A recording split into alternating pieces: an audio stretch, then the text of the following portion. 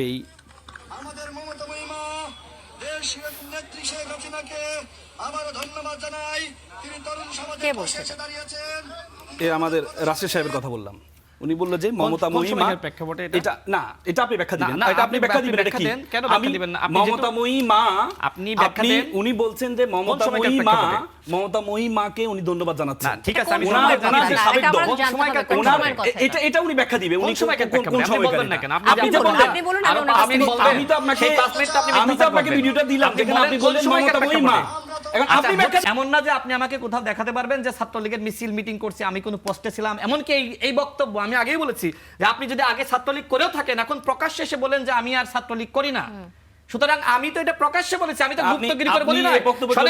শেষ করি প্লিজ, শেষ করি। আরে আপনি আমার ক্ষমা চাইতে বলেন, আমি শেষ করি। আপনি তো বলেন আপনি আগে ছাত্রলীগ করতেন, তাহলে আপনি বলেন সেটা। আপনি আমাকে এলাও করছেন, আপনি ব্যাখ্যা দেন সেটা। ব্যাখ্যা দিচ্ছি তো। আপনি সেটা ব্যাখ্যা দেন, চুপ করে বসেন, শুনুন, আপনি সেটা ব্যাখ্যা দেন। শুনেন আমার কথা। মমতা মহিমা বলেছেন, আপনি এটা জন্য এই বক্তব্য না, এই বক্তব্যের জন্য আপনি কি আমার কথা বলতে এলাও করেছেন না? আপনি সরি বলেছেন না, সেটা বলতে দেন, বলতে দেন। শুনেন, আপনি মমতা মহিমা বললেন নুরু মায়ের আঁচল পাচ্ছে, সেটা গুপ্ত না। আপনি আমাকে এলাও করার কথা বলতে দিচ্ছেন না কেন? আপনি বিএমপি কখনো করেন নাই আগে, এখন এসে বিএমপি করেন, সেটা গুপ্ত ছিলেন না। কি পরিচয় সেটা গুপ্ত এসেছেন? ছিলেন না। আপনি কি জামাত? আমার পেশায় আছি। আপনি কি জামাত? আমি আমার পেশায় আছি। আপনি কি জামাত কিনা বলেন? আমি আমার পেশায় আপনারা তো আছি। গুপ্তগিরি এখনো করতেছেন। আমি আমার পেশায় বলেন আছি। জামাত, আপনাকে এদিকে পরিচয় দেন, এদিকে আপনি আমি- আপনার সাদিক কে বা আপনার যারা ছাত্র শিবির করে একজনের বক্তব্য দেখান যে কোটা আন্দোলনের সই বলেছে এটা কি কারো বাপের রাষ্ট্র? আজকে আমাদের নিয়ে প্রশ্ন তোলেন না, পরের ঘটনা বলেন। আমি রাশেদ খান ওই সময় একটানা 15 দিন রিমান্ডের নির্যাতনের শিকার হয়েছি। আপনার কোন শিবিরের নেতা 15 দিন রিমান্ডের নির্যাতনের ওই সময় প্রেক্ষাপট হয়েছে? ছিলেন তো মুমকিন নিচ্ছে ছাত্রলীগের সাথে। নেতা বদলায়, দল বদলায়, জন্ম নেয় নতুন দল, কিন্তু সাধারণ মানুষের ভাগ্য কে বদলায়? আশ্বাস আর প্রতিশ্রুতির ভিড়ে আমরা খুঁজব বাস্তবতার প্রতিফলন। আমাদের কাছে প্রশ্ন করা, দেশ ও মানুষের স্বার্থে প্রশ্ন করেই যাব। থাকবে মত এবং ভিন্ন মতের শ্রদ্ধা। স্টার নিউজ কড়া আলাপের সঙ্গে শান্তা শারদিন।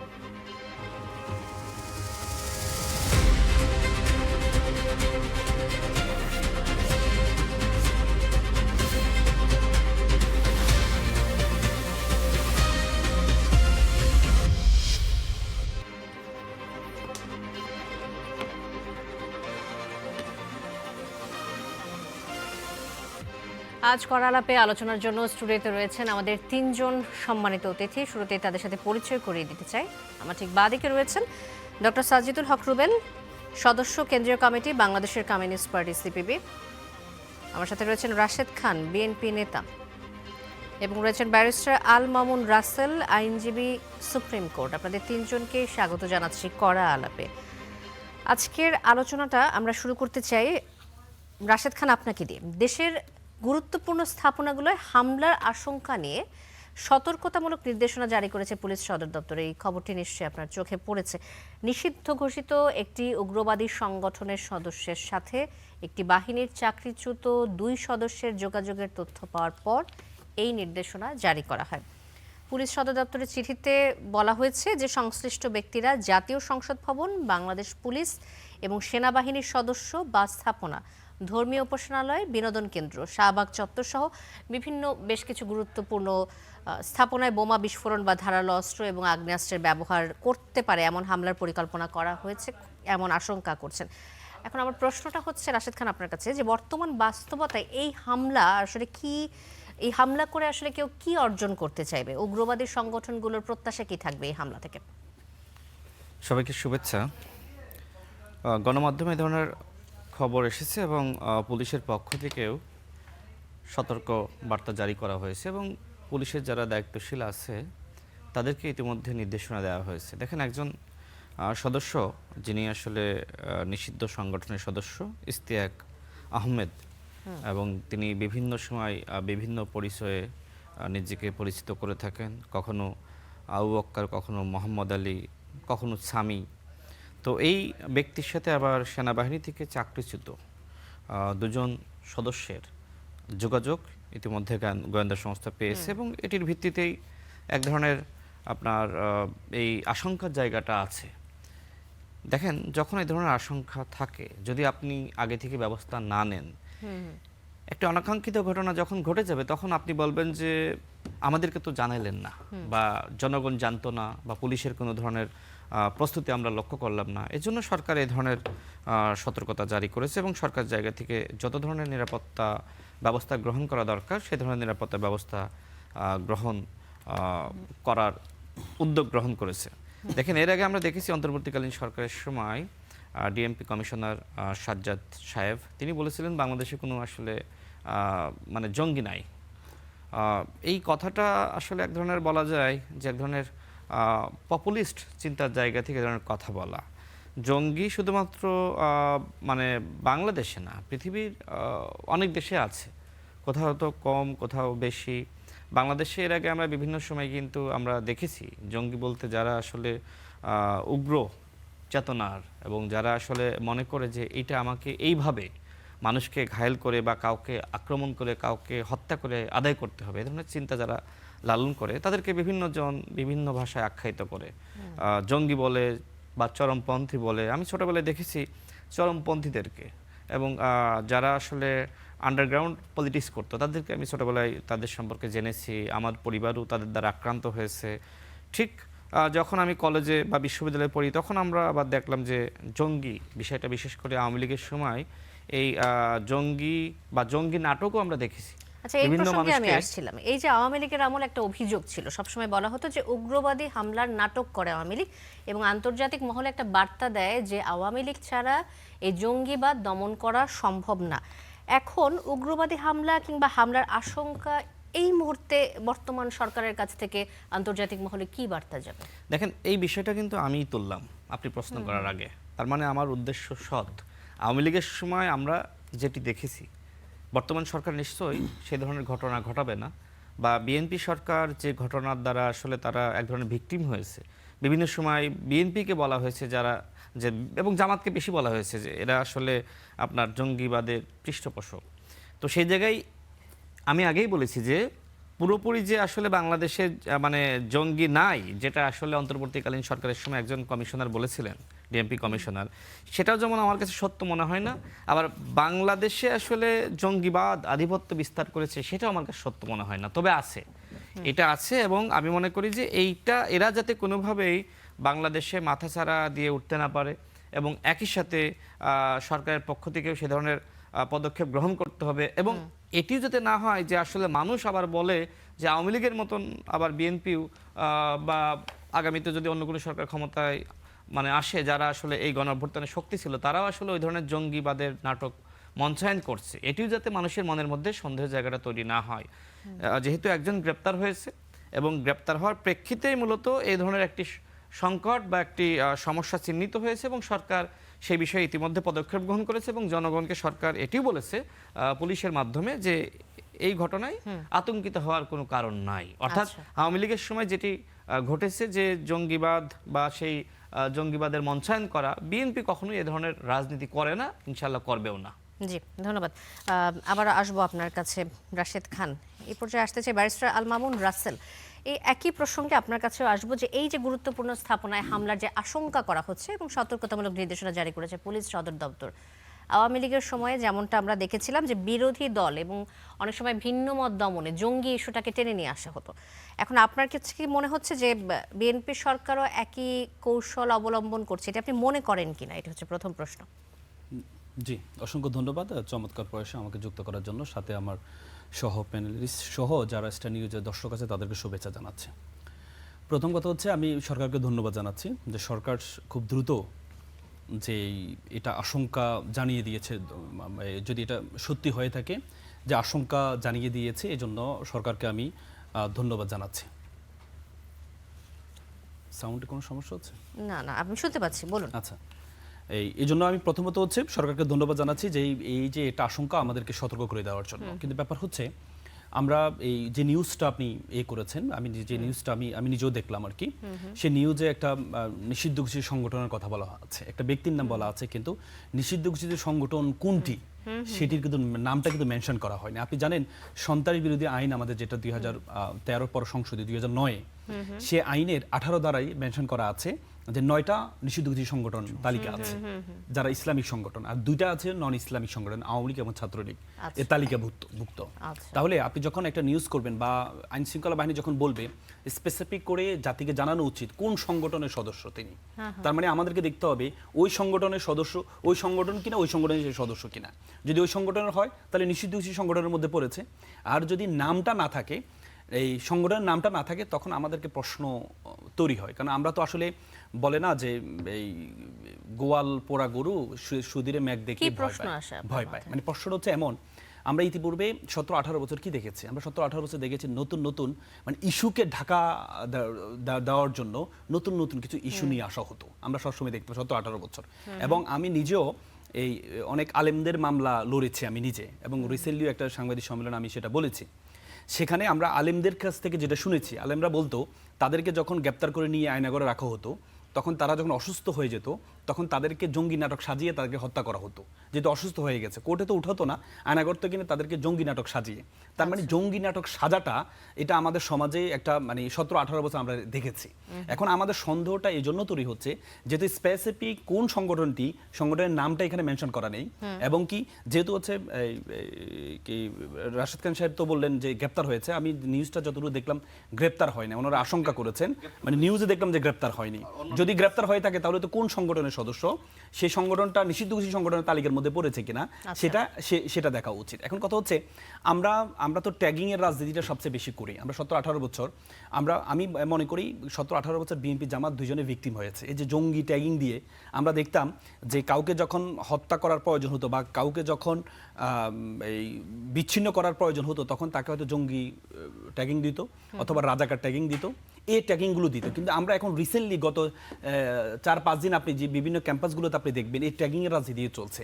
রাজাকার এই পাকিস্তান, তারপরে গুপ্ত তোরা পাকিস্তান চলে যা, এই যে গুপ্ত রাজাকার, এর আগে আমরা শিবির ট্যাগিং দিয়ে হত্যা করা হতো, এই কি রাজাকার ট্যাগিং দিয়ে হত্যা করা বৈধ ছিল। এখন নতুন করে আমরা গুপ্ত ট্যাগিং দিয়ে, যখন আমাদের মানে সবচেয়ে সম্মানী ব্যক্তি প্রধানমন্ত্রীর মুখ থেকে যখন গুপ্ত সেই জিনিসটা হয়, এবং সেম যখন নিম্নস্তরের প্রত্যেকটা ক্যাম্পাসে এটা নিয়ে যখন ট্যাগিং হয়, তখন এটাকে নিয়ে যে কাউকে এর আগে শিবির ট্যাগিং দিয়ে আপনি যে কাউকে আপনাকে তাকে মারা দরকার, আপনি ট্যাগিং দিয়ে যে শিবির এখন নতুন করে যে শুরু হয়েছে যে কাউকে আপনার হত্যা করা দরকার বা কাউকে আপনি আঘাত করা দরকার, তাকে বলেন তুমি গুপ্ত। এই যে গুপ্ত ট্যাগিং এবং রাজাকার ট্যাগিং, এবং নতুন করে এই জন্য আমাদের আশঙ্কা হয় যে আবার এই যে জুলাই সনদ এবং গুরুত্বপূর্ণ বিষয়গুলো, গণভোটের যে অধ্যাদেশ বাতিল, এই জিনিসটাকে ইস্যুটাকে এই পিছনে ফেলার জন্য যেন মানুষের নজর যখন অন্যদিকে চলে যায়, এই নতুন কোনো কিছু আসে কিনা এটা আমার আশঙ্কা। কারণ যেহেতু আমরা ইতিপূর্বে এটা দেখেছি, সুতরাং আমি বিশ্বাস করি সেটা কখনো না, কারণ সরকার এই দিক থেকে যেহেতু নিজেরা ভিক্টিমাইজ হয়েছেন, সুতরাং এই জিনিসটাকে নিয়ে আমাদের ধর্মীয় অনুভূতির বিষয়টাকে নিয়ে খেলা খেলবে না, যেটা 17-18 বছর খেলেছে, যারা খেলেছে তাদের পরিণতি আমরা দেখেছি। ছোট করে একটু জানতে চাইবো যে বিএনপি সরকারের এই যে হঠাৎ করে জঙ্গি হামলার আশঙ্কা নিয়ে যে তৎপর হয়ে ওঠা, এটিকে আপনি কিভাবে দেখেন? সরকারকে ব্যর্থ প্রমাণ করতে কোনো গোষ্ঠী তৎপর হয়েছে এমনটা মনে করেন আপনি? আমি তো মনে করি এমন কিছু তো সরকার এই পর্যন্ত ইসলাম বিরোধী এমন কোনো কাজ করেনি। এই 2 মাসে ইসলাম বিরোধী এমন কোনো ভয়ঙ্কর কাজ করেনি। যদিও তারা কেবল গণভোট এবং এই বিষয়গুলো এগুলো দেশের সাথে জড়িত, কিন্তু ইসলাম বিরোধী এমন কোনো কার্যক্রম করেনি যেটার জন্য ওনাকে ইসলামে যারা আছে তারা এটা নিয়ে আক্রমণ করবে বা একটা থ্রেট দিবে, এমন কোনো ঘটনা ঘটেনি। তো সুতরাং আমি মনে করি না এটা ওই লেভেলের পর্যন্ত জিনিসটা গিয়েছে, সেটা আমি মনে করি না আর কি। জি, ধন্যবাদ ব্যারিস্টার আল মামুন রাসেল।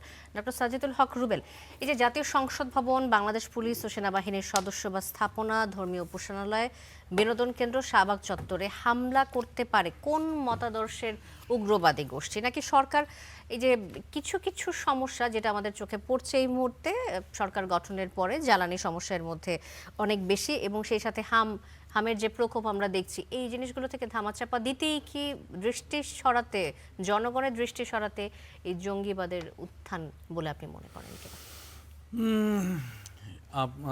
আজকের এই অনুষ্ঠানে আপনাকে সহ আমার সম্মানিত সহ-আলোচক সহ দূরের এবং কাছের সবাইকে শুভেচ্ছা। আসলে যে কোনোটাই হতে পারে, আপনি যে কয়টা অপশন দিলেন আর কি, যে কোনো একটা হতে পারে, কারণ পরিস্থিতি তো খুব জটিল। ইরানের সমস্যা তো সমাধান হয় নাই, ওটা আরও প্যাচ খাচ্ছে। তো ইরানের ব্যাপারটা যত বেশি দীর্ঘায়িত হবে, যত বেশিক্ষণ ধরে মধ্যপ্রাচ্য সংকট চলবে, যতক্ষণ ধরে তেল সংকট চলবে, ততক্ষণ ধরে বাংলাদেশের সমস্ত সংকটগুলো ডাবল থেকে আরো রিডাবল হবে। এটা চলতেই থাকবে এই সংকটগুলো। তো সেই ক্ষেত্রে হঠাৎ করে আমি আসলে এটা আমাদের মূলধারার নিউজে আসারও আগে আমি দেশের বাইরের 2-1 ইউটিউবারের কাছ থেকে খবর পেলাম যে তারা এরকম প্রচার করা শুরু করে দিয়েছে, তারা আরও বাড়িয়ে প্রচার করতেছে যে বিমান বাহিনীর 8 জন সদস্য খুঁজে পাওয়া যাচ্ছে না ইত্যাদি ইত্যাদি, যেটা আমি মূলধারার কোনো পত্রিকায় পাইনি, মূলধারার কোনো নিউজে পাইনি। অর্থাৎ এরকম নানা রকম খবর টবর হঠাৎ করে চাউর হয়ে গেল আর কি।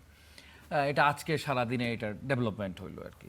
তো ব্যাপারটা হলো এখন পর্যন্ত কিন্তু খুব কনফিউজিং, ঠিক আছে, খুব কনফিউজিং। সেটা হচ্ছে যে যে যাকে ধরা হলো এই যে নিষিদ্ধ সংগঠন, সেই নিষিদ্ধ সংগঠন আসলে তার নামটা কি? নিষিদ্ধ সংগঠন তো আমাদের অনেক ধরনের নিষিদ্ধ সংগঠন আছে, ঠিক আছে, তো সেটাও একটু বোঝা দরকার যে সে হচ্ছে যে কোন ধরনের কোন জাতের হচ্ছে নিষিদ্ধ সংগঠনের সে সদস্য, না হলে তো আমরা অনেক কিছু বুঝবো না। তবে আমাদের একটা প্রশ্ন কি হলো এখানে একটা বিষয় যে আপনার হচ্ছে ধর্মভিত্তিক যে রাজনীতি, সেই ধর্মভিত্তিক রাজনীতির কতগুলো আলাদা আলাদা শেড আছে। তো তার একটা শেড হলো খুব মিলিটেন্ট, এবং সেই মিলিটেন্ট শেড যেটাকে বলা হয় জঙ্গিবাদ। এই জঙ্গিবাদ এইটার আসলে কি কোনো বস্তুগত উপাদান বাংলাদেশে আছে কি বাংলাদেশে নাই, এটা খুব বড় কোশ্চেন, ঠিক আছে। যদি এটার বস্তুগত উপাদান নাই বলে আপনি দাবি করেন, তাহলে আমি কোনো আলোচনা যেতে চাই না আপনার সাথে, খামাখা বিতর্ক অনেক বিলম্বিত হবে। কিন্তু এই বস্তুগত উপাদান বাংলাদেশে রাসেল বলছিলেন যে এটা ট্যাগিং না, এটাকে শুধু ট্যাগিং বলাটা খুবই ভুল হবে। এই যে ওনাদের হচ্ছে যখন ওনারাও ক্ষমতা ছিলেন, জামাত জোট সরকারে ছিলেন, বিএনপি জামাত জোট সরকারের সময় কিন্তু সবচেয়ে সফলভাবে একটা জঙ্গি আক্রমণের কে ঠেকানো হয়েছে। সেই 2004 সালে 500টি স্থানে বোমা বিস্ফোরণ, এটা তো ট্যাগিং না, তখন তো আওয়ামী লীগ বিরোধী দলে, এটা বিএনপি সরকার ক্ষমতা থাকা অবস্থায়, ভুল বলছি আমি, বিএনপি জামাত ইসলামের সরকার ক্ষমতায় থাকা অবস্থাতে হচ্ছে জেএমবি এই ঘটনা ঘটাইছিল। তারপর তাদেরকে গ্রেপ্তার করা হলো র্যাবের মাধ্যমে, সিলেট থেকে একজন মুফতি সহ আরো অনেকে। এটা কারা গ্রেপ্তার করলেন? সেটা বিএনপি জামাতের সরকার ক্ষমতা থাকলে গ্রেপ্তার হলেন। তারপর তাদের বিচার হইলো বিএনপি জামাতের সরকার, বিএনপি জামাত সরকার থাকা অবস্থায় এই জঙ্গি নেতাদেরকে ফাঁসিতে ঝুলানো হলো, ঠিক আছে। এই যে টোটাল বিষয়, ফলে এটাকে শুধুমাত্র আমি বলবো না যে এটা শুধুমাত্র 17 বছরের খেলা, এটা ব্যাপারটা 17 বছরের বিষয় না। 17 বছর পার হওয়ার পরও কিন্তু আপনি দেখবেন যে পাকিস্তানের সরকার সেনাবাহিনীর সাথে পাকিস্তানের যে তালেবান, ঠিক আছে, টিটিপি, পাকিস্তানের যে তালেবান, তার হচ্ছে বিশাল যুদ্ধ চলতেছে। সেই যুদ্ধে 2025 সালে সেই যুদ্ধে বাংলাদেশি কিশোর, বাংলাদেশি তরুণ, একাধিক তরুণ কিন্তু নিহত হয়েছে পাকিস্তানি সেনাবাহিনীর হামলায়। পাকিস্তানের মাটিতে তারা নিহত হয়েছে, যারা পাকিস্তান তালেবানের পক্ষে যুদ্ধ করতে গেছে। এই সংবাদ তো আমরা 2025 সালে দেখেছি, পড়েছি, শুনেছি। ফলে আমরা এই বিষয়টাকে একেবারে শুধু ট্যাগিং, পলিটিক্স, তর্ক বিতর্ক, মানে পরস্পরকে হচ্ছে গিয়ে আঘাত করার জন্য, জিতার জন্য ব্যবহার না করে এই বিষয়ের এই সংখ্যাটাকে আমাদের খুবই আনবায়াসলি দেখতে হবে। হ্যাঁ, বিগত দিনে আমরা দেখেছি আওয়ামী লীগ সরকার, বিগত সরকার হচ্ছে এইটাকে নিয়ে খেলা খেলেছেন, তার হচ্ছে গিয়ে ক্ষমতাকে টেকার একটা মসনদকে রক্ষা করবার জন্য একটা কার্ড হিসেবে তিনি ব্যবহার করছেন। ওকে, কিন্তু একটা কোনো বস্তুগত উপাদান ছিল কি ছিল না, এটা হলো কোশ্চেনের ব্যাপার। এটা এখন আছে কি নাই সেটা হচ্ছে গুরুত্বপূর্ণ বিষয়। বর্তমান সরকার যেমন ক্যাম্পাসগুলোতে আমরা দেখছি যে ছাত্র দলের কাছ থেকে গুপ্ত শব্দটা আসছে, এটাকে আপনি ট্যাগিং হিসেবে দেখেন কিনা, নাকি আসলে তারা গুপ্ত রাজনীতি করে এটা বলা যায়?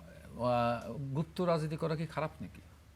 একসময় তো আমি গর্ব করতো, একসময় তো এইসব নেতারা গর্ব করতো, আমি একদিন হেলমেট পরেছিলাম, আমি একদিন হচ্ছে ছাত্রলীগ করে গুপ্ত ছিলাম, এখন আমি প্রকাশ্য হইলাম। তো এটা এক সময় এই বছর খানেক আগে তারা এটা প্রকাশ্যে বলতো যে আসলে আমি ছাত্রলীগ করি নাই, আমি গুপ্ত ছিলাম। তো এটা তো হচ্ছে স্বঘোষিত গুপ্তের ব্যাপার, স্বঘোষিত ব্যাপার, স্বঘোষিত ব্যাপার। এটা হলো মানে আমি মানে এক ধরনের হচ্ছে গিয়ে মানে ওটাকে কি বলে, স্পাইয়ের মতো আমি কাজ করেছি সরকারের ভিতরে ঢুকে, বা আমি সরকারের ছাত্র সংগঠনের ভিতরে ঢুকে। এটা তো হলো গর্বের ব্যাপার। তো এটাই হঠাৎ করে অগর্বের জায়গায় চলে যাচ্ছে কেন?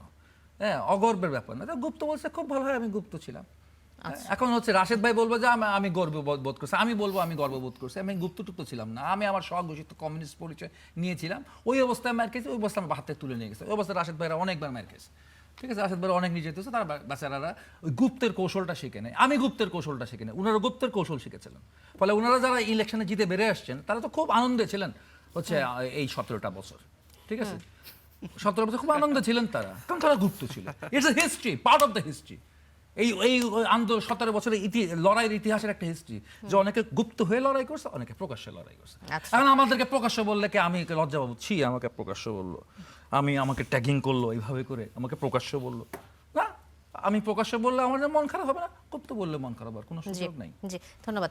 রাশেদ খান, আপনার কাছে আসতেছি, এই যে গুপ্ত প্রকাশ্য যেটাই হোক না কেন, এক একজনের রাজনৈতিক কৌশল থাকতে পারে এক এক রকম, এটাকে আপনারা গুপ্তকে নেগেটিভ ভাবে প্রচার করার চেষ্টা করছেন কেন? এটা কি আসলে কৌশলে হেরে যাওয়ার কারণেই এমনটা হচ্ছে? দেখেন, যারা পলিটিক্স করে তাদের তো একটা আদর্শ থাকতে হয়। এখন সেই আদর্শ যদি কারোর হয় যে সে গুপ্ত হয়ে পলিটিক্স করবে, সেটা আসলে ভিন্ন জিনিস। কিন্তু এটা হয়তো ভাই যেটি বললেন যে তার জন্য ভালো, কিন্তু সামগ্রিক প্রেক্ষাপটে দেশের জন্য ভালো কিনা, বা অন্যান্য যে গণতান্ত্রিক রাজনৈতিক দল আছে, সংগঠন আছে, তাদের জন্য ভালো কিনা, প্রত্যেকটা দল তো তার সেই চিন্তার জায়গা থেকে কথা বলবে। প্রথমত দেশের জন্য এটা মঙ্গল কিনা, আমার দলের জন্য এটা মঙ্গল কিনা। এখন শিবির আওয়ামী ফেসিবাদী জামানায় যে কৌশল নিয়েছিল সেটা নিয়ে কেউ আসলে প্রশ্ন তুলছে না, যেটা ভাইও বললেন। কিন্তু প্রবলেমটা হলো, যখন আসলে সেই ফেসিবাদী জামানা নাই, এখন আপনি গুপ্ত রাজনীতি কেন করবেন? আপনার উদ্দেশ্য কি? এখন কি আদৌ প্রয়োজন আছে? এটা নিয়ে আজকে দেখলাম যে শিবিরের প্যানেল থেকে যিনি আসলে নির্বাচিত হয়েছেন, সর্বমিত্র চাকমা, তার একটি পোস্ট এবং পরবর্তীতে অনেক গণমাধ্যমে এসেছে। তিনি বলছেন যে ছাত্রলীগ না হয় আওয়ামী ফ্যাসিবাদী জামানায় গুপ্ত রাজনীতি করেছে, এখন তো এটার প্রয়োজন নাই। এই কথা কিন্তু আমি বলছি না, এই কথা বলছে সর্বমিত্র চাকমা। অর্থাৎ আওয়ামী লীগের সময় আপনি যে কৌশলটা নিয়েছেন সেটাকে তিনি অ্যালাউ করছেন, বাট এখন এই যে কৌশলটা নিচ্ছে এটাকে তিনি অ্যালাউ করছেন না, এবং তিনি কিন্তু শিবিরের প্যানেল থেকে নির্বাচিত হয়েছেন। আচ্ছা, তাহলে আমার একটা প্রশ্ন চলে আসছে আপনার কাছে। এখন তাহলে আওয়ামী লীগের মানে ছাত্র লীগ যারা, তারা এখন গুপ্ত রাজনীতি করবে, এটা তাহলে ভ্যালিড হবে? আপনার প্রশ্নের উত্তর দিব, তার আগে শেষ করি। দেখেন, শিবির এখন কেন আসলে গুপ্ত রাজনীতি করতে চায়? মূলত জামাত শিবির যেহেতু ক্ষমতায় আসতে পারেনি, যতদিন না পর্যন্ত তারা ক্ষমতায় আসবে এই গুপ্ত রাজনীতি তাদেরকে করতেই হবে। অন্যথায় তারা মনে করে, বিশেষত যে সরকারি চাকরিতে তারা একটা প্রবলেম ফেস করতে পারে। এজন্য শিবিরের একটা অংশ তারা সাধারণ শিক্ষার্থী বেশি পড়াশোনা করে, ভিতরে তারা শিবিরের যে রাজনৈতিক কার্যক্রম, সাংগঠনিক কার্যক্রম সেটা তারা করে, যেটা বিভিন্ন গবেষণা এসেছে এবং অনেকে বক্তব্য রেখেছে। চাকরির একটা ব্যাপার। দ্বিতীয়ত, ক্ষমতাসীনদের মধ্যে মিশে থাকা, যেটা আমরা দেখেছি যে সাদিক কায়েম থেকে শুরু করে ফরাদ, যারা ডাকসুর ভিপিজিএস, তারা কিন্তু ছাত্রলীগের সাথে মিছিল মিটিংয়ে সব জায়গায় তারা মিশেছিল, এমনকি কমিটিতেও পদ ছিল। এরকম অসংখ্য সাদিক কায়েম ঢাকা বিশ্ববিদ্যালয়ে, বাংলাদেশের অনেক বিশ্ববিদ্যালয়ে আছে, এবং এই দুইটা জিনিসই আসলে প্রমাণিত। এরপর দেখেন যে এই ঘটনার কারণে শিবির বেনিফিটেড হয়, যেটা আমি আগেই বললাম যে আপনার দল উপকৃত হচ্ছে কিনা, সংগঠন উপকৃত হচ্ছে কিনা, কিন্তু এটা দেশের জন্য ক্ষতি কিনা, অন্য দলের জন্য ক্ষতি কিনা। দেখেন, আমরা ঢাকা বিশ্ববিদ্যালয়ে দেখেছি যে আমরা যে সময় আন্দোলন করেছি, আন্দোলনকে প্রশ্নবিদ্ধ করার জন্য যারা নেতৃত্বের জায়গায় থাকতো তাদেরকে শিবির ব্লেম দেওয়া হতো।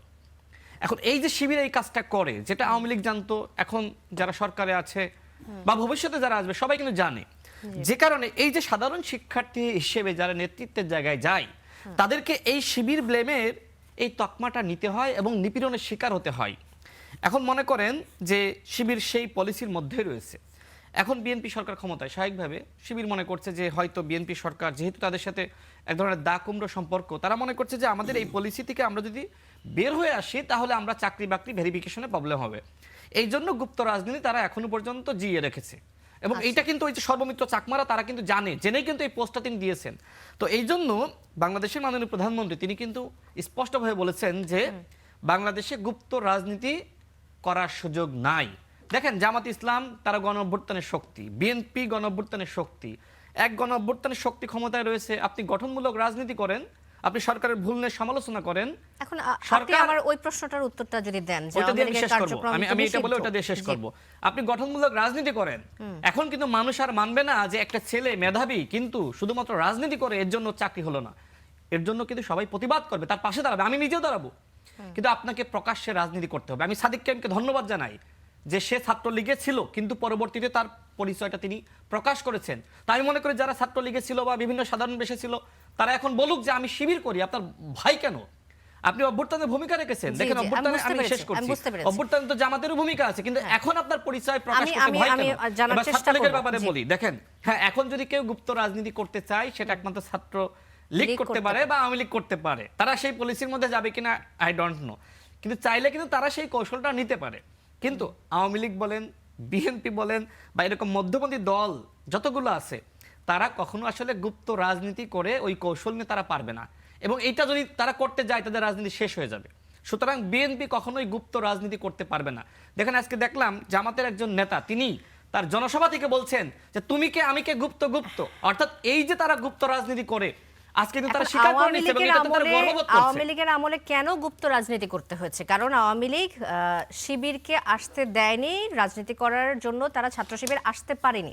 এখন আপনারা কেন তাহলে কোন একটা রাজনৈতিক দলকে রাজনৈতিক কর্মকাণ্ড পরিচালনার ক্ষেত্রে বাধা প্রদান করছেন সরকার থেকে, যে কারণে তাদেরকে গুপ্ত হতে হবে? জামাত ইসলামের কোনো কর্মসূচি পালনে, শিবিরের কোনো কর্মসূচি পালনে এখনো পর্যন্ত ছাত্র দল বা বিএনপি এমনকি প্রশাসন বাধা দিয়েছে একটা প্রমাণ কেউ দেখাতে পারবে না। বরং বিএনপি কর্মসূচি পালনে যে ধরনের ফ্যাসিলিটি ভোগ করছে তার সমান ফ্যাসিলিটি জামাত ইসলাম শিবির ভোগ করছে। আপনি সুতরাং আমার এখন প্রশ্নটা ওই মনে হয় ধরনের বুঝতে কৌশল পারেননি। নেওয়ার, হ্যাঁ আমি আপনার প্রশ্ন তো বুঝেছি আচ্ছা, যে প্রশ্ন আবার করতে পারেন, মানে আপনি জি আমি বলছি যে আওয়ামী লীগের আমলে আমরা দেখেছি যে জামাত এবং ছাত্র শিবির তাদের রাজনৈতিক কর্মকাণ্ড পরিচালনা করতে পারেনি, যে কারণে তাদের গুপ্ত হতে হয়েছিল। এখন আপনারা কোন রাজনৈতিক দলকে কেন কর্মকাণ্ড পরিচালনার ক্ষেত্রে বাধা প্রদান করবেন সরকার হিসেবে, যে তাদেরকেও গুপ্ত হওয়ার একটা সম্ভাবনা থাকে? না সেটা আমি হয়তো জামাতের কথা আপনি বলছি না। ছাত্রলীগের কথা বলছেন নাকি আওয়ামী লীগের কথা নাকি জামাতের কথা? না, সেটাই- জামাতের কথা বলছেন। আপনি তো বলছেন যে জামাত জি, আমি সেটা বলি। গুপ্ত দেখেন রাজনীতি করার কোনো দরকার নাই হ্যাঁ, তাদের এই আমি মুহূর্তে। দেখেন এখন ওই যে আমি আগেই স্পষ্ট করেছি যে গুপ্ত রাজনীতি যদি কেউ করতে চায় সেটা আওয়ামী লীগ ছাত্রলীগ, কিন্তু আওয়ামী লীগ ছাত্রলীগ গুপ্ত রাজনীতি যাদের কৌশল না তারা পারবেও না। এই কৌশল অত্যন্ত কঠিন কৌশল। আপনি করেন ছাত্রলীগ, আপনি হবেন ছাত্র দল, আপনি হবেন ছাত্র শিবির, এটা সম্ভবপর নয়। বরং শিবিরের মধ্যে জামাতের মধ্যে এই কৌশলটা আছে। তো আমি যে কথা বলছিলাম, দেখেন জামাত ইসলাম এই কৌশলটাকে নিয়ে তারা আসলে গর্ববোধ করছে। আজকে জামাতের একজন নেতা জনসভা থেকে বলেছে তুমি কে আমি কে গুপ্ত গুপ্ত, এবং তারা বলছে যে একসময় আমরা ওই স্লোগানটা দিয়ে আমরা আসলে নিজেদেরকে গর্ববোধ করছিলাম যে তুমি কে আমি কে রাজাকার রাজাকার। দেখেন আন্দোলনের প্রেক্ষাপটে ওই সময়কার প্রেক্ষাপটে একটা প্রাসঙ্গিক স্লোগান ছিল, ওটা হাসিনাকে ঘৃণা জানিয়ে।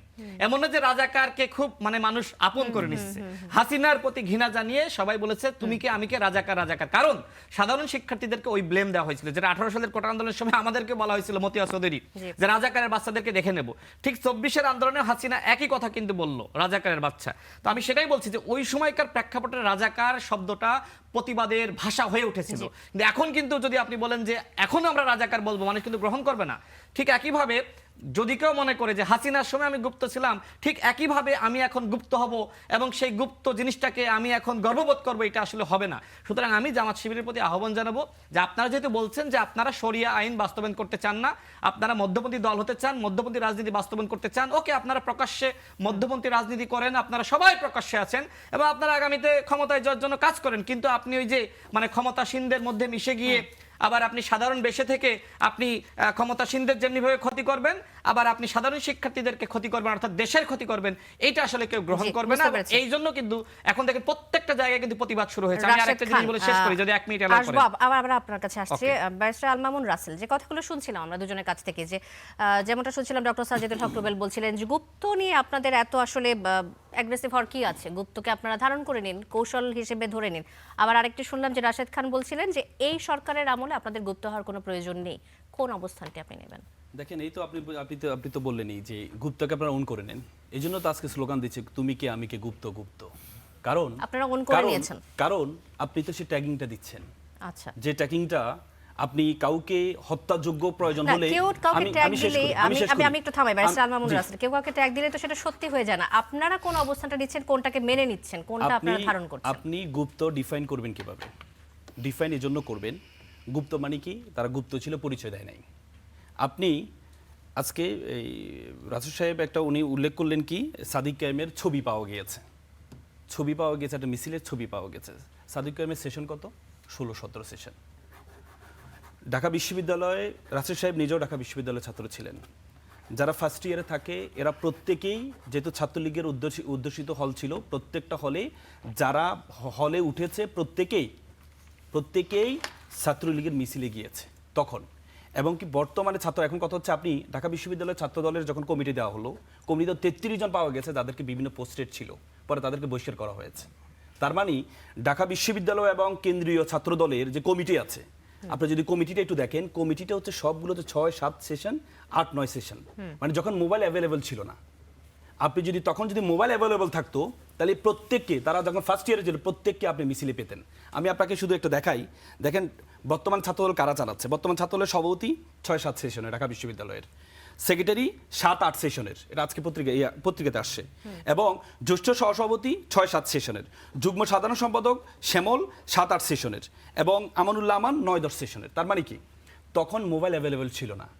যদি মোবাইল অ্যাভেলেবল থাকতো প্রত্যেকে, সাদিক কায়েম আজকে ঢাকা বিশ্ববিদ্যালয়ের সভাপতি ছিল 16-17 কারণ মোবাইল অ্যাভেলেবল ছিল, এই জন্য সাদিক কায়েমের একটা ছবি পেয়েছেন, কিন্তু আপনি কি আর কিছু পান নাই? আমি ব্যক্তিগত আক্রমণ করতে চাই না। আমি এই আসার সময় একটা ভিডিও পেলাম, এটা ব্যাখ্যা হয়তো উনি দিবেন। দেখেন, আমি শুধু আপনাকে এই আমাদের মমতাময়ী মা দেশ নেত্রী শেখ হাসিনাকে আবারও ধন্যবাদ জানাই। তিনি তরুণ কে সমাজের বলছে পাশে এটা? এসে দাঁড়িয়েছেন। আমাদের রাশেদ সাহেবের কথা বললাম। উনি বললো যে মমতা কোন মহিমা, সময়ের প্রেক্ষাপটে এটা? এটা না, এটা আপনি ব্যাখ্যা দিবেন, না, এটা আপনি ব্যাখ্যা দিবেন। এটা ব্যাখ্যা কি? দেন, কেন ব্যাখ্যা আমি দিবেন না? আপনি যেহেতু- মমতা মহিমা, আপনি ব্যাখ্যা দেন। উনি বলছেন যে মমতা সময়কার মহিমা, প্রেক্ষাপটে? মমতা মহিমাকে উনি ধন্যবাদ না, জানাচ্ছেন। ঠিক আছে, আমি কোন ওনার- ধন্যবাদ সময়ের ওনার জানাচ্ছি। যে কথা? সাবেক এটা আমার দল, জানতে হবে, কোন ওনার- সময়ের কথা এটা? এটা উনি ব্যাখ্যা দিবে। উনি কোন সময়কার কোন প্রেক্ষাপটে? আপনি সময়কার বলবেন না এটা? কেন? আপনি যে বলুন, বললেন, আপনি বলুন, আরো আমি ওনার 5 কাছ মিনিট থেকে বলবেন। আমি তো আপনাকে- সেই 5 মিনিট আপনি আমি তো আপনাকে ভিডিওটা দিলাম, আপনি যেখানে বলেন আপনি কোন বললেন সময়কার মমতা মহিমা। প্রেক্ষাপটে? এখন আচ্ছা, আপনি ব্যাখ্যা বুঝছি। দিবেন কোন কোন সময়কার? সময়কার প্রেক্ষাপটে? কোন বলেন সময়কার? আপনি, আপনি আপনি দেখেন, বলেন, আপনি এই বলেন। নুরুল হক নুরু, ওনাদের সাবেক আরে যিনি, আপনি না বলে তো যেতে উনি- পারবেন না। আমি তো আপনাকে বলতে আপনাকে- হবে কোন আমি তো সময়কার আপনাকে প্রেক্ষাপটে। দেখাচ্ছি, আপনি বলেন এটা কখনো। তাহলে আমি বলি। আপনি বলেন আচ্ছা, সেটা। বলুন। এই মমতা শোনেন, মা যে আপনি উনি বলেন বলেন, শেখ হাসিনাকে, এটা কেন বলুন। কেন জামাত সেটা ব্যাখ্যা কাজই দেন। হলো গুজব রটনা করা। আপনি সেটা মানুষকে বলেন, বিভ্রান্ত কেন করা। ওকে, কেন সেটা please। বলেন? দেখেন, মমতা মা কেন বলেন শেখ হাসিনাকে, শেষ সেটা করি, বলেন শেষ আপনি। শোনেন, আমরা 2018 সালে কোটা সংস্কার আন্দোলন করেছি, তাই না? তো কোটা সংস্কার আন্দোলন যে সময় করি, ওটা তো কোনো সরকার বিরোধী আন্দোলন ছিল না।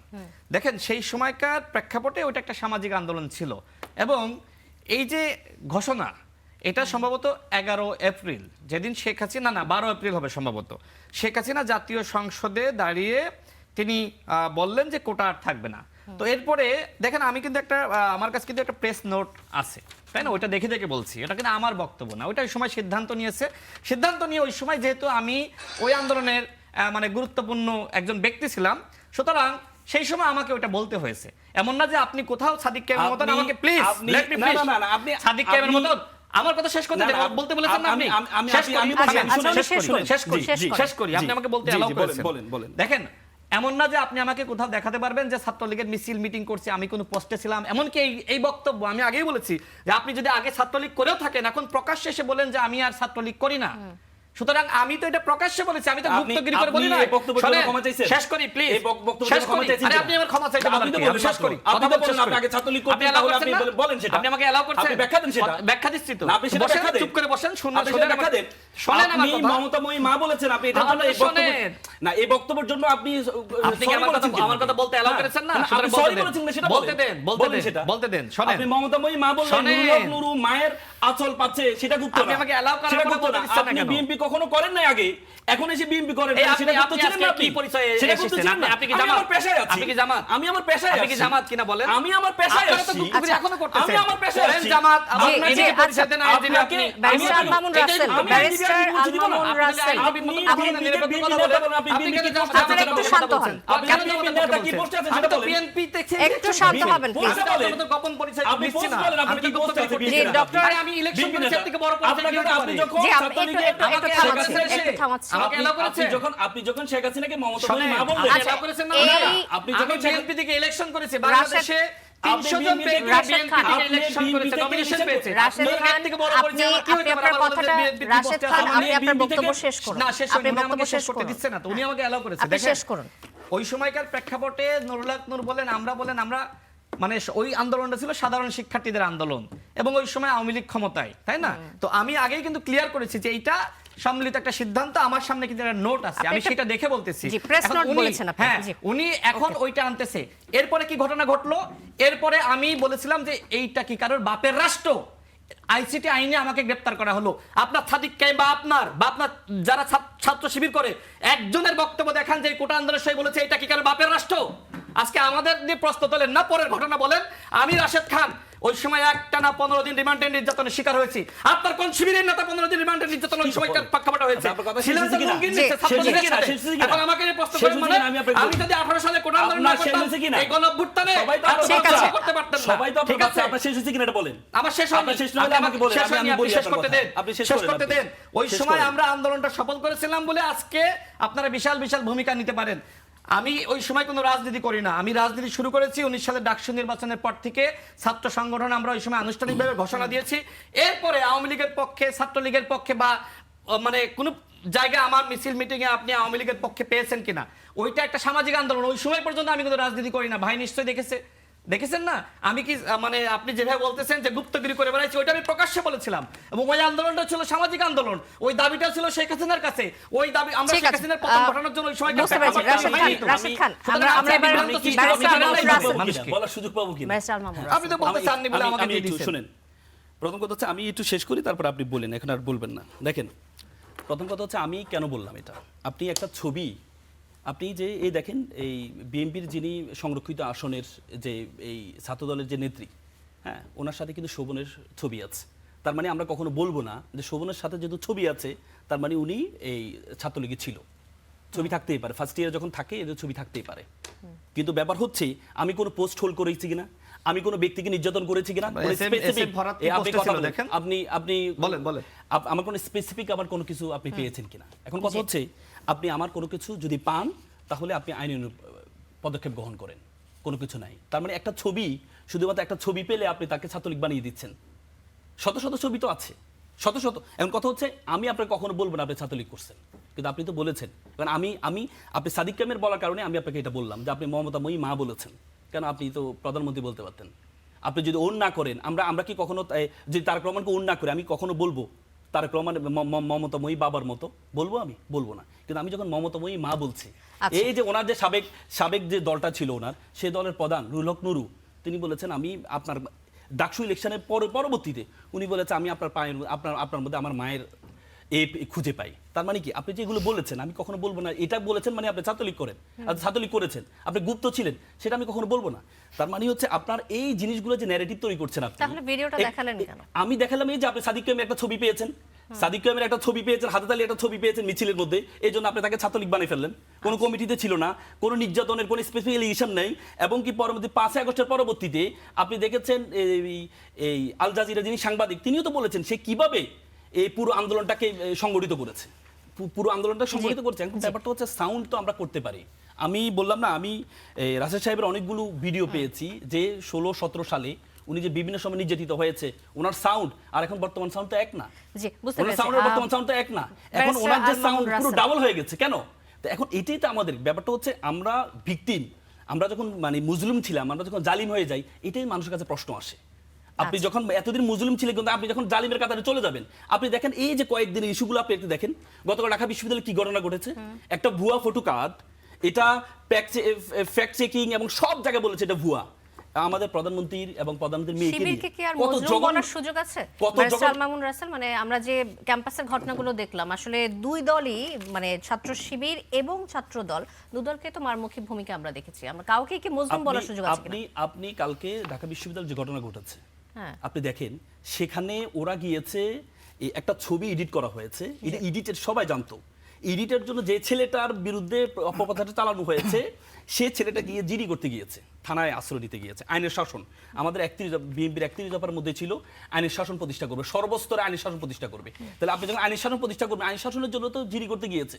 জিডি করতে গিয়ে তাকে যেভাবে তাদের উপর আক্রমণ করা হয়েছে এবং আপনি দেখেছেন ডাকসুর নেতারা যখন গিয়েছে তাদেরকে যেভাবে লাথি মারা হয়েছে, আচ্ছা। তাহলে আপনি যে পরবর্তীতে কি প্রমাণ হলো? পরবর্তীতে প্রমাণ হলো, ফরেনসিক রিপোর্ট সবকিছুর মধ্যে প্রমাণ হলো এই ছবিটা সে তৈরি করেনি। অথচ এত ভয়ঙ্কর একটা ছবি, যে ছবিটা দেখার মতো না, সেই ছবিটা ছাত্র দলের শত শত আইডি থেকে এটাকে শেয়ার করা হয়েছে। তখন কি এটা কি আমাদের প্রধানমন্ত্রী এবং প্রধানমন্ত্রীর মেয়ে সম্মানহানি হয়নি? আবারও সম্মানহানি হয়নি? ডক্টর সাজিদুল হক আমি কি রুবেল, 30 আপনার কাছে সেকেন্ড আসতে একটু চাই, add করতে পারি? আমি আপা, আপনাদের 30 সেকেন্ড দুজনের add কাছে করবো। আবারও আসবো। 30 সেকেন্ড অ্যাড করতেছি। দেখেন উনি যে কথা বললেন, এই যে একটা ছবি সাদিক কায়েম এবং এই মেয়েটার নাম সুমাইয়া বান্না, তো আপনি নিশ্চয়ই দেখেছেন যে সেই মেয়েটা কিভাবে মাননীয় প্রধানমন্ত্রী এবং তার কন্যাকে নিয়ে কি ভাষা, এটা আসলে পড়ার যোগ্য না। আপনি মানে দেখতে পারেন এটা আসলে মিডিয়াতে প্রচারযোগ্য না। সে কিন্তু সাদিক কায়েমের সাথে, এরপরে দেখেন সে মাননীয় প্রধানমন্ত্রীকে নিয়ে এবং একই সাথে শহীদ প্রেসিডেন্ট জিয়াউর রহমান এবং তার সহধর্মিণী দেশনেত্রী বেগম খালেদা জিয়াকে নিয়ে কি মন্তব্য করেছে। এই মেয়েটি যে মন্তব্য করলো সে কিন্তু আবার সাদিক কায়েমের সাথে। তো আপনি কি বলবেন? এরকম আপনি আমি এই মেয়েটিকে বুঝতে পারছেন কিভাবে? আমি তো নেকআপ দেখতে পাচ্ছি না, না, চেহারা বুঝতে পারছি না। এই মেয়েটি নেকাব, মানে মেয়েটির নাম যে সুমাইয়া। ছবিটি হ্যাঁ। দেখাচ্ছেন আমি দেখছি একটা নেকআপ পরা হ্যাঁ, মেয়ে, আমি ওই বুঝতে মেয়েটির পারছি আইডি, না কে। ওই মেয়েটির আইডি, সে আসলে আপনার জামাতের একজন কর্মী, ওই যে জি। সাউদা সুমি যেরকম না এরকম। ঠিক একইভাবে কবিয়াল বাঙালি, তিনি ঢাকা বিশ্ববিদ্যালয়ের শিক্ষার্থী, তার নাম আপনার ফখরুদ্দিন, নিশ্চয়ই তিনিও ছিলেন, একসময় শিবিরের নেতা ছিলেন, সম্ভবত ওনাদের সমসাময়িক হবে। তিনি একইভাবে এর থেকে নোংরা ভাষায় তিনি আসলে, আমি এটা ফেসবুকে শেয়ার করেছি, হয়তো উনি দেখেছেন। তো এই যে একটা ঘটনা আমি ধরে নিলাম যে ওই একটা ঘটনা নাই, ধরে নিলাম যে সেটা এডিটেড স্ক্রিনশট, কিন্তু এই বাকিগুলো দেখেন, আপনি দেখেন ঢাকা বিশ্ববিদ্যালয় আজকে আব্দুল কাদের, শেষ করে দিচ্ছি, আব্দুল কাদের ফেসবুকে পোস্ট করেছে, সেখানে শেষ করে দিই 10 সেকেন্ডে, হাসানুল বান্না যিনি 71 হলের ভিপি, তিনি দেখেন DU insider, DUCSU memes posting, department of expose, রাজনৈতিক মিম সংগ্রহ, এইসব পেজ থেকে ঢাকা বিশ্ববিদ্যালয়ের নারীদের নিয়ে, ছাত্রদলের যারা রয়েছে, অন্যান্য রাজনৈতিক কর্মী, এমনকি এনসিপি যারা রয়েছে তাদেরকে নিয়ে এইসব পেজ থেকে অসংখ্য মিথ্যাচার, নোংরামি করেছে। ডাকসু নির্বাচনের আগে পরে এখনো পর্যন্ত কন্টিনিউ করতেছে, এগুলো করতেছে। কালকে আপনি দেখেছেন যে ছাত্রদলের নেতা আবিদ, সে কিন্তু এগুলো কালকে একটা টেলিভিশন টক শোতে এগুলো বিস্তারিত প্রমাণ সহ তুলে ধরেছে। অর্থাৎ বাংলাদেশে যে আজকে গুপ্ত রাজনীতির নামে সাধারণ শিক্ষার্থীর পরিচয় বহন করে আজকে বাংলাদেশের রাজনীতিকে কলুষিত করতেছে। আমি ধরে নিলাম যে নুরুল হক নূর একসময় ছাত্রলীগের রাজনীতি করতো, পরবর্তীতে সে তো ফ্যাসিবাদ বিরোধী আন্দোলনের অন্যতম নেতা হয়। আমি তো এই কথাই বলতেছি যে আপনি ছাত্রলীগ করতেন, কোনো সমস্যা নাই, কিন্তু এখন প্রকাশ্যে আসেন, এখনো পর্যন্ত আপনি কেন লুকিয়ে আছেন? এইটা আমার প্রশ্ন। বুঝতে পারছি রাশেদ খান। আমি ডক্টর সাজিদুল হক রুবেল আপনার কাছে আসতে চাই। এতক্ষণের যে আলোচনা, যে তর্ক বিতর্ক আপনি শুনছিলেন, এরই মাঝে আমি দুটা জিনিস যোগ করব। সেটা হচ্ছে জামাতকে রাজনৈতিকভাবে নির্মূল করতে হবে, এমনটা বলেছেন বিএনপি মহাসচিব এবং স্থানীয় সরকার মন্ত্রী, এবং আওয়ামী লীগ হতে পারবে না বিএনপি, এমনটা বলেছে জামাতে ইসলামের আমির শফিকুর রহমান। দুই দলের শীর্ষ পর্যায়ের নেতারা যখন একজন একজনকে দোষারোপ করে এবং আমরা অন্যান্য নেতাকর্মীদের মধ্যেও যে ধরনের দ্বন্দ্ব দেখতে পাচ্ছি, কি পরিস্থিতিতে আছে রাজনীতি? রাজনীতির জায়গায় আছে। রাজনীতিতে ভিন্ন মত থাকবে, মতাদর্শিক ভিন্নতা থাকবে, যে যার কথা বলবে, কিন্তু ঝামেলা হলো রাজনীতির মধ্যে একটু গণতান্ত্রিক সংস্কৃতি দরকার। আমি একজন আমার বিরুদ্ধে বলবে, কোনো সমস্যা নাই, উনি যে আমার বিরুদ্ধে বলছেন, ধরুন মানে রাসেল, অ্যাডভোকেট রাসেল আমার বিরুদ্ধে বলছেন, তার এই কথাটা বলবার অধিকার আমাকে রক্ষা করতে হবে। এটা হচ্ছে আমার গণতন্ত্রের প্রতি কমিটমেন্ট। বা রাশেদ খান ভাই একটা কথা বলছেন, তার কথা বলবার যে অধিকার, সেই অধিকারটা হচ্ছে কি রক্ষা করাটাও আমার গণতান্ত্রিক কমিটমেন্ট। আমাদের মধ্যে এই গণতান্ত্রিক চর্চার জায়গাটা বাংলাদেশের রাজনীতিতে গড়েই ওঠে নাই। আমরা শুধু নিজের কথা বলতে চাই, আর আমরা হচ্ছে অপরের দোষ তুলে নিয়ে আসতে চাই এবং অপরের মুখটা বেঁধে দিতে চাই।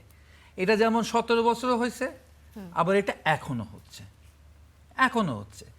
এবং এই ঘটনাটি, এই যে গণতান্ত্রিক, আমরা যে বলতে পারি যে আমাদের দেশে হচ্ছে একটা ইলেকশন হয়েছে, ফেব্রুয়ারি মাসে একটা ইলেকশন হয়েছে, কিন্তু আপনি বুকে হাত দিয়ে এখন আর বলতে পারতেছি না যে আমার দেশে গণতন্ত্র প্রতিষ্ঠা হয়েছে কিনা। আমার দেশের বিচার বিভাগের অবস্থাটা আপনারা জানেন, স্বাধীনতা নিয়ে কী হচ্ছে, আইনের শাসনের প্রয়োগ নিয়ে কী হচ্ছে, ইত্যাদি কী ব্যাপার হচ্ছে, তার মধ্যে হচ্ছে আমাদের দেশে ডেমোক্রেসি নাই। এই ডেমোক্রেসি না থাকার কারণে যখন হচ্ছে গিয়ে মানে বলবে যে কেউ যে আমরা ইচ্ছা করলেই, বা আমরা হচ্ছে আওয়ামী লীগের মতো করেই বিএনপিকে ফেলে দেবো, হ্যাঁ, বিএনপিকে 16 দিনে ফেলে দিন, 16 দিনে ফেলে দেবো, আওয়ামী লীগকে 37 দিনে ফেলে দিছে, বিএনপিকে 16 দিনে ফেলে দিচ্ছে। যখন এই বক্তব্যটা বলা হবে, তখন এই যে বাংলাদেশের হচ্ছে কোটি কোটি মানুষ ভোটাভুটি করে এক একজনকে এমপি বানায় পাঠায় দিল, ঠিক আছে, এবং একটা সরকার গঠিত হইলো, অনেক দিন পর বলা যায় যে মোটামুটিভাবে একটা গ্রহণযোগ্য নির্বাচনের মধ্য দিয়ে, ঠিক আছে, ন্যূনতম হইলেও একটা গ্রহণযোগ্য নির্বাচনের মধ্য দিয়ে, এবং অনেকগুলো নির্বাচনকে মিলাইলে একটা মন্দের ভালো নির্বাচনের মধ্য দিয়ে আমরা একটা নির্বাচিত সরকার পাইছি। এই সরকারটাকে 17 দিনে আমি ফালাই দেবো। এই যে এরকম যখন বক্তব্য দেওয়া হয়, তখন এই যে বক্তব্য, এই বক্তব্যগুলোকে গিয়ে আপনার হচ্ছে গিয়ে আপনি সমর্থন করে দিবেন না, আপনি এটাকে কন্ডেম করতে হবে। আপনি যখন কন্ডেম করার ক্ষেত্রে আপনি আপনার মতামত করবেন, আপনি এই যে প্রবণতা, এই প্রবণতাকে বিএনপিও তো বলছে নির্মূল জামাতকে করতে যাবেন। নির্মূল করতে হ্যাঁ, চাচ্ছে। নির্মূল করতে, নির্মূল কি করতে সেই পারে একটি প্রবণতাকে রাজনৈতিক দল? নির্মূল করা, রাজনৈতিক দলকে নির্মূল করা। এবং আওয়ামী লীগকে কেউ নির্মূল আসলে করতে পারবে না, বরঞ্চ নির্মূল করতে নিলেই আপনার সিম্প্যাথি তৈরি হবে। সেটা যদি হচ্ছে বিএনপিকে 17 দিনে ফালাই দেন, মানুষের সিম্প্যাথি তৈরি হবে। আর আমরা ভোট দিয়ে ওরা পাঠাইলাম আর তোমরা 17 দিনে ফালাই দিলা, মানুষের সিম্প্যাথি তৈরি হবে। আওয়ামী লীগের বিষয়টা আপনি এখন মুখ বন্ধ করে রাখেন, ওকে যেখানে দেখবেন সেখানে দেখা মাত্র তাকে হত্যাযোগ্য করেন, দেখবেন যে বিশাল জনপ্রিয় দল হয়ে যাবে। আপনি হচ্ছে জামাতের বিরুদ্ধে তো একই ঘটনা ঘটাইছিল। ঘটায় কি করছে, যে জামাত দেখা যেত যে কত অল্প ভোট পাইতো সুষ্ঠু নির্বাচন হইলে। 14 সালে যদি তারা 2 নম্বরই না করতো, নির্বাচন দিতে হতো, জামাত কয়টা আসন পাইতো? 18 সালে যদি 2 নম্বরই না করতো, জামাত কয়টা আসন পাইতো? 24 সালে যদি 2 নম্বরই না করতো, জামাতের এই জায়গাটা জামাত আসতেই পারতো না কোনোদিন, যদি তাকে ওরকম একটা জায়গায় মানে আটকে রাখার চেষ্টা না করতো, আর তার মুখ যদি বন্ধ করার চেষ্টা না করতো, তাকে কথা বলতে দিতেন। সে তার কথা অনুযায়ী জনগণের কাছে আগেও গেছে, এখনো যাচ্ছে, সে তার ভোট একটা অ্যাভারেজ জায়গায় থাকতো। কিন্তু যখন আপনি হচ্ছে কাউকে হচ্ছে গিয়ে একদম হচ্ছে মানে ইলিমিনেট করতে চান, একেবারে ডিলিট করে ফেলতে চাবেন, তখনই তো তার প্রতিক্রিয়া তৈরি হবে। আর তার প্রতিক্রিয়া যেটা হবে সেটা হলো প্রথম যে ফলাফলটা আসবে সেটা হচ্ছে জনগণের সহানুভূতি আসবে, জনগণের সিম্প্যাথির জায়গায় আসবে। আচ্ছা, এই বিষয়টি আরেকটি বিষয় যোগ করতে চাই যে ইতিহাসে কোনো সরকার 2 মাসে এতটা অজনপ্রিয় হয়েছিল কিনা এমন প্রশ্ন করেছেন নাহিদ ইসলাম, এনসিপির আহ্বায়ক নাহিদ ইসলাম। আপনি এই বিষয়টাকে কিভাবে বলবেন? 2 মাসে কি বিএনপি অনেক অজনপ্রিয় হয়ে গেছে? আসলে বিএনপি অজনপ্রিয় হয়েছে না জনপ্রিয় আছে, এটা কোন প্যারামিটারে তারা দেখে বা আমি দেখব? আমি কি শুধুমাত্র আমার ফেসবুকে যে দেখা লাইক কমেন্ট দেখে বুঝবো যে হ্যাঁ আমি এখন খুব জনপ্রিয় কিংবা আমি এখন খুব অজনপ্রিয়? এইটা 2 মাসে আসলে কোনদিন বোঝা যায় না। এখন এনসিপির অবস্থা কি সেটা সম্পর্কেও নাহিদের পক্ষে, ঠিক আছে, এটা ইভ্যালুয়েশন করা সম্ভব না, আমার পক্ষেও সম্ভব না। এটার জন্য একটা নির্দিষ্ট সময় দিতে হবে, সেই সময়ের পরে বোঝা যাবে। আর একটা কথা বলা দরকার, মানুষ কিন্তু একেবারে বোকা না, মানুষ বোঝে যে আজকে যে সংকটগুলো তৈরি হয়েছে, ঠিক আছে, একটা মানে 2 মাসের শিশু সরকার, সেই শিশু সরকারের পক্ষে ওই আমেরিকার হচ্ছে গিয়ে ইরান আক্রমণের যে ক্রীড়া এবং প্রতিক্রিয়া, এটা ফেস করা সম্ভব না। তারপরও এই ব্যাপারটা আরো জটিল হয়ে গেছে, আরো কঠিন হয়ে গেছে ওই ইউনূস সরকারের যেটা চুক্তি করছে, যে চুক্তি রেসিপ্রোকাল যে চুক্তি করছে, এই চুক্তির কারণে এই বর্তমান সরকার আরো বড় বিপদে পড়ে গেছে। এই বিপদটা এখনো শুরু হয় নাই, বিপদটা আরো কয়েকদিন পরে শুরু হবে, এবং তখন হচ্ছে বিএনপি সরকার আরো ফেল করবে, অর্থনৈতিকভাবে সে আরো বিপদের মধ্যে দেশকে ফেলে দেবে যদি সেই চুক্তি বাতিল না করে। যেই চুক্তি, যে গোলামি চুক্তির ফাঁদে ওই ইন্টারিম গভর্নমেন্ট, বর্তমান সরকার এবং বাংলাদেশকে ফালাই দিছে। এখন যেই ক্ষমতা আসতো, যদি বিএনপি না জামাত ক্ষমতা আসতো, জামাত এই ট্র্যাপের মধ্যে পড়ে যেত। যে ট্র্যাপের মধ্যে এখন বিএনপি আছে, ফলে এই জায়গা থেকে বেরিয়ে আসা দরকার, এই চুক্তিটা বাতিল করা দরকার। জি, ধন্যবাদ। ব্যারিস্টার আল মামুন রাসেল, এই যে বললাম জাতীয় নাগরিক পার্টি এনসিপির আহ্বায়ক বলেছেন, নাহিদ ইসলাম বলেছেন, আমরা দেশের এবং জনগণের স্বার্থে এই সরকারকে সর্বাত্মকভাবে সহযোগিতা করতে প্রস্তুত ছিলাম, কিন্তু এই 2 মাসে অজনপ্রিয় হয়ে গেছে বর্তমান সরকার। বিএনপি অজনপ্রিয় হয়েছে কোন প্যারামিটারে তিনি বলছেন? আপনার কাছ থেকে মতামতটা জানতে চাই। প্রথম কথা হচ্ছে, সরকার যখন ক্ষমতা আসে, সরকার চেষ্টা করে কি সকলকে নিয়ে কাজ করতে চায়। সরকার হচ্ছে তার মানে সব পক্ষকে একটু শান্তিতে রাখতে চায় প্রথম যখন, কারণ তার দ্বারাতে একটু সময় প্রয়োজন হয়। কিন্তু যখন একটা সরকারের মন্ত্রী যখন বলল যে আমরা একটা দলকে নির্মূল করার ঘোষণা দেয়, তার মানে হচ্ছে ওনাদের অবস্থাটা কোন পর্যায়ে দাঁড়িয়েছে। আপনি দেখেন, গত 3 মাসে প্রায় 854টি হত্যাকাণ্ড হয়েছে, এবং আজকেও খুলনাতে বিএনপির এক কর্মী দ্বারা আরেকজন কর্মী নিহত হয়েছে আজকে, এবং এই গত মাসে 317 জন নিহত হয়েছে। এবং আপনি দেখেছেন নেত্রকোনায় জামাতের একজন এমপির গাড়িতে আক্রমণ করেছে, তাই তিনি নামাজরত অবস্থায় ছিলেন, সেটা ভাঙার চেষ্টা করেছে ওনাকে, এবং কি সেই হিসাবে 7 জন গ্রেপ্তার হয়েছে যুব দলের। আপনি এই প্রত্যেকটা ইউনিভার্সিটিগুলোতে আপনি যে অবস্থাগুলো দেখতে পাচ্ছেন, এবং কি ছাত্রদল এক নেতা আপনি বলছেন বলছেন গুপ্ত এগুলো শিবিরদেরকে আসলে নির্মূল করার গুপ্ত লক্ষণ। শিবিরদেরকে হত্যা করা হবে এমন শব্দ ব্যবহার করছে ছাত্রদলের। দেখেন ছাত্রদলের মার মুখে অবস্থানটা আমরা 2001 থেকে পরবর্তীতে দেখেছি। আপনি জানেন বেগম জিয়া তাদেরকে কন্ট্রোল করতে পারেন নাই। বেগম জিয়া বাধ্য হয়ে পরে র্যাব তৈরি করেছেন। সেই র্যাবটা 2004 সালে তৈরি করেছিলেন এবং কি র্যাব যতগুলো ক্রস পাই দিয়েছে বেশিরভাগই ছিল হচ্ছে ছাত্রদল এবং যুব দলের কর্মী ছিল, কারণ তাদেরকে কন্ট্রোল করতে পারেন নাই। কারণ বিএনপি হচ্ছে এমন একটা দল যারা ক্ষমতা আসার আগে একরকম আচরণ আর ক্ষমতা গেলে ভিন্ন রকম আচরণ করে। আপনি দেখেছেন জাহাঙ্গীরনগর একটা ভিডিও কয়েকদিন ভাইরাল হয়েছে, জাহাঙ্গীরনগর 15-16 জন নিয়ে একটা মিছিল করছে ছাত্রদল, একজন ছাত্রলীগ আসছে দৌড়ে সবাই পালিয়ে গিয়েছে। কিন্তু এখন তারা যে সিংহের পরিচয় দিচ্ছেন, এতদিন ছিলেন এই শিয়ালের মতো, এখন সিংহের পরিচয় দিচ্ছেন। সিংহে যে প্রত্যেকটা জায়গায় যেভাবে হামলাগুলো করছে, আপনি ঢাকা বিশ্ববিদ্যালয়ের ঘটনা সহ ক্যাম্পাসে কমিটি করার প্রত্যেকটা আগে জায়গায় এটা শোডাউন প্রত্যেকটা- বলে আপনি দেখেন? মনে Sorry? হয় যে এটা ক্যাম্পাসে কমিটিটা মানে কমিটি হওয়ার আগে এটা ক্যাম্পাস একটা শোডাউনের মতো এরকম মনে করেন কিনা? শোডাউন এবং কি দেখেন ওনারা সহ্য করতে পারছে না, কারণ ক্ষমতা ওনারা, কিন্তু 5টা বড় বিশ্ববিদ্যালয় যে ছাত্র সংসদ আছে এটা হচ্ছে বিরোধী দলের হাতে। এই জন্য ওনারা এই যে আপনি দেখেছেন ঢাকা বিশ্ববিদ্যালয়ে 34 জন যাদের সেশন 2006-07 যাদেরকে আদুবাই বলা হয় বলেছেন কিছুক্ষণ আগে। তাদেরকে সিটের ব্যবস্থা করে দিয়েছেন। তার মানে আপনি তাদের এই অবস্থাটা আপনি দেখেন। এখন কথা হচ্ছে শিবিরকে বলা যে শিবির নাকি 17-18 বছর গুপ্ত ছিল। আপনি দেখেছেন শিবিরে যখন Begum Zia March for democracy ডাক দিয়েছিলেন, প্রথম শহীদ হয়েছেন কে? শিবিরের কর্মী শহীদ হয়েছেন এই মালিবাগে 2013 সালে, এবং 2009 সালে রাজশাহী বিশ্ববিদ্যালয়ের শিবিরের সেক্রেটারি আচ্ছা, হত্যা করা আচ্ছা, হয়েছে। এবং 2000 আমি একটু শেষ করি, এবং আমার সময় শেষের দিকে 2015 আসলে, সালে 2015 সালে একটু দেখেন সংক্ষেপে শেষ করতে আমি হবে। একটু সংক্ষেপে শেষ করে দিচ্ছি। দেখেন প্রথম কথা হচ্ছে এই যে উনি কি রাশেদ ভাই আমাকে বললো যে আমি জামাতের পরিচয় কেন দিই না, বা দেখেন প্রথম কথা হচ্ছে আমি জামাতকে পছন্দ করি, কিন্তু আমার জামার কোনো পোস্ট নেই। আমি আমার যে পেশা আছে আমি পেশাকে পছন্দ করি, আমি পেশায় পরিচিত হতে চাই, কিন্তু ওনার কোনো পোস্ট নেই। তারপরে উনি বিএনপি নেতা হিসেবে উনি প্রকাশ করতে, এটা ওনার আনন্দ, এটা উনি পেতে পারে। এখন কথা প্রত্যেকটা দলের আলাদা প্যাটার্ন, প্রত্যেকটা দলে উনি ইলেকশন করেছে, কিন্তু উনি তো এর আগে বিএনপি করতো না। হঠাৎ করে বিএনপি কেন ওনাকে নমিনেশন দিয়ে দিল? তার মানে উনি আগে গুপ্ত বিএনপি ছিল, কেন হঠাৎ করে বিএনপি ওনাকে নমিনেশন দিয়ে দিল? ওইটা বিষয়টা হচ্ছে আপনার ছাত্রদল এবং বিএনপির রাজনীতি প্যাটার্ন একরকম, জামাত শিবিরের প্যাটার্ন ভিন্ন রকম। ছাত্রদল যদি মনে করে আমার মতো করে জামাত শিবির রাজনীতি করতে হবে, কাল যদি আপনাকে জামাত থেকে নমিনেশন দেয়া হয় তাহলে কি আমরা তো এটা গুপ্ত আমি বলতে পারি না? জামাত কারণ নেতা আপনি লিখবো, তো আমি জামাত স্বীকার নেতা করে লিখবো, নিচ্ছেন। আমি জামাত নেতা লিখবো না। জামাত নেতা মানে আমার তো পোস্ট থাকতে হবে, আমি যে জামাত নেতা জি। লিখবো। আচ্ছা, আমি তো আমার বুঝতে পেশায় পেরেছি। আছি, আমি আমার পেশায়। এখন কথা বুঝতে হচ্ছে দেখেন পেরেছি। ছাত্রদল এবং যুব দলের রাজনীতিটা হচ্ছে ব্যানার সর্বোচ্চ। ওনারা সবসময় পোস্টকে ওন করে, যদি কেউ নেতাও না হয় তাহলে বলে সম্ভাব্য নেতা। কিন্তু জামাত শিবিরের রাজনীতি প্যাটার্ন হচ্ছে ভিন্ন। জামাত শিবিরের রাজনীতি এই যে ব্যানার পেস্টুন রিলেটেড এই রাজনীতি তারা করে না। এখন যদি সবাই মনে করে যে না বিএনপি জামাতকে বিএনপির মতো রাজনীতি করতে হবে তাহলে তো হবে না। আর জি, জামাত যদি বলে যে ধন্যবাদ। বিএনপিকে জামাতের মতো ধন্যবাদ। রাজনীতি করতে হবে ব্যারিস্টার তাহলে আনোয়ার হবে হাসান, না। রাশেদ খান আপনার কাছে আসতে চাই। বেশ কয়েকটি অভিযোগ আমরা পেয়েছি যে ক্যাম্পাসে অন্য দলের মানে জামাতের অনেক আধিপত্য থাকার কারণে বিএনপি ক্ষমতায় থাকার পরও তারা ক্যাম্পাসগুলো কন্ট্রোল করতে পারছে না। এই ধরনের প্রতিহিংসামূলক আচরণ এই কারণে হতে পারে কিনা? দেখেন জি, আপনার এখন কাছে জানতে বিএনপি চাই। ক্ষমতায়, যেখানে আমরা অতীতে দেখেছি যে ক্ষমতাসীন দলের ছাত্র সংগঠন সবসময় আধিপত্য বিস্তার করে, কিন্তু এখন ছাত্র শিবির ক্যাম্পাসগুলোতে আধিপত্য বিস্তার করছে।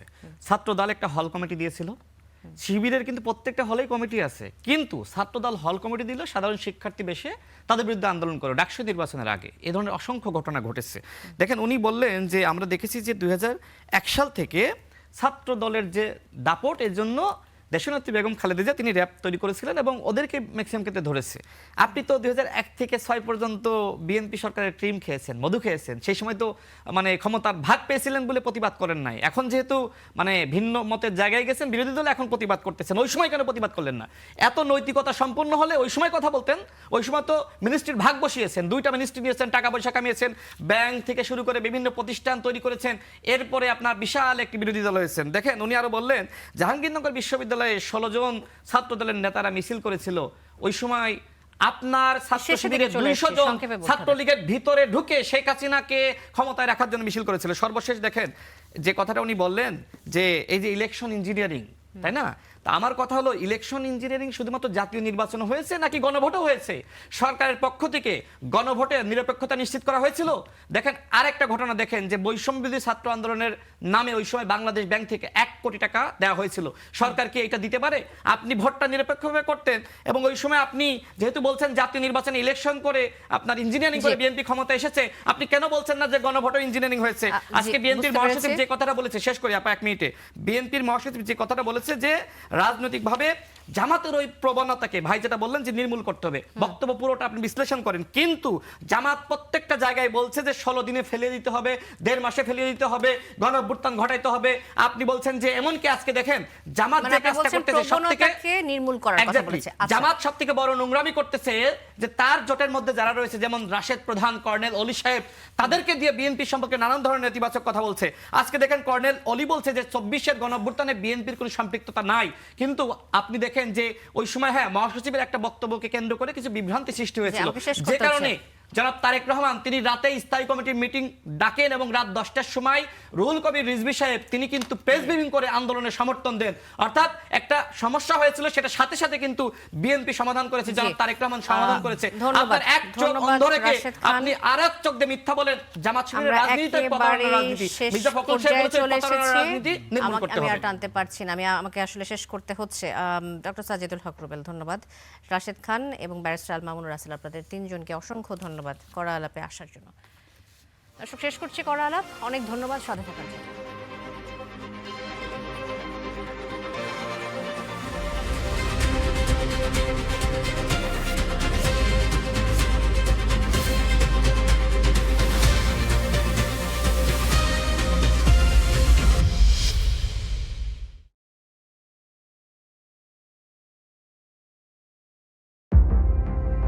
হামের প্রথম লক্ষণ হলো জ্বর।